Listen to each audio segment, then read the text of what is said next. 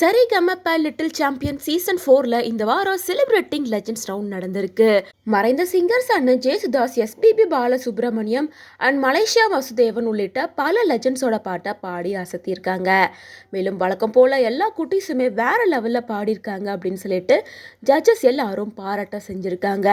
மேலும் எல்லாரும் எதிர்பார்த்த யோகஸ்ரீ அண்ட் திவினேஷ் இவங்க 2 பேரும் வழக்கத்தை விட இந்த வாரம் வேற லெவல்ல கலக்கிட்டாங்க அப்படின்னே சொல்லலாம். ஸ்பெஷலா யோகஸ்ரீ வாய்ஸை கேட்டு எல்லாருமே மெய் மறந்து போயிட்டாங்க.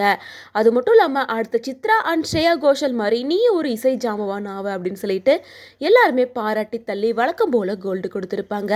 அதே போல திவினேஷோட பர்ஃபார்மன்ஸை யாருமே எதிர்பார்க்காத அளவுக்கு ரொம்பவே சூப்பரா இருந்திருக்கு. அது மட்டும் இல்லாம இந்த வாரம் நடந்த இந்த ரவுண்ட்ல கலந்துக்கிறதுக்காக ஸ்பெஷலா கங்கை அமரன் கூட வந்திருந்தாரு. கங்கை அமரனும் திவினேஷ் கூட சேர்ந்து பாட்டு பாடி அசத்தியிருப்பாரு. கங்கை அமரனும் என்ன சொல்லியிருப்பாருன்னா, இவ்வளவு அழகான இசை ஜாம்பவானோட வாய்ஸை நீங்கள் எவ்வளோ அழகாக எடுத்து காமிச்சிருக்கீங்க, கண்டிப்பாக நீங்கள் எல்லாருமே இசை ஜாம்பவானாக வருவீங்க அப்படின்னு சொல்லி பாராட்டியிருப்பாரு. ஸ்பெஷலாக யோகஸ்ரீ அண்ட் திவினேஷ் 2 பேரையுமே பாராட்டி தள்ளிட்டாங்க. எப்போவுமே இந்த சீசனில் இவங்க ஒருத்தவங்க தான் டைட்டில் வின்னர் ஆவாங்க அப்படின்னு எல்லாரும் எதிர்பார்ப்பாங்க. ஆனால் இந்த தடவை யாருக்கு டைட்டில் கொடுக்கறதுனே தெரியல. அந்த அளவுக்கு டஃப்பான இடத்துல தான் நாங்கள் இருக்கோம்.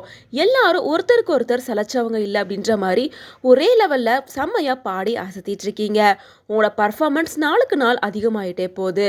இவ்வளவு சின்ன வாய்ஸில் இவ்வளோ டேலண்ட் உங்களுக்குள்ளே இருக்கும்போது உங்களெல்லாம் பார்க்கும்போது எங்கள் எல்லாருக்கும் ரொம்ப பொறாமையாக இருக்குது அப்படின்னு சொல்லிட்டு ஜட்ஜஸ் எல்லா குட்டீஸையுமே பாராட்டியிருப்பாங்க.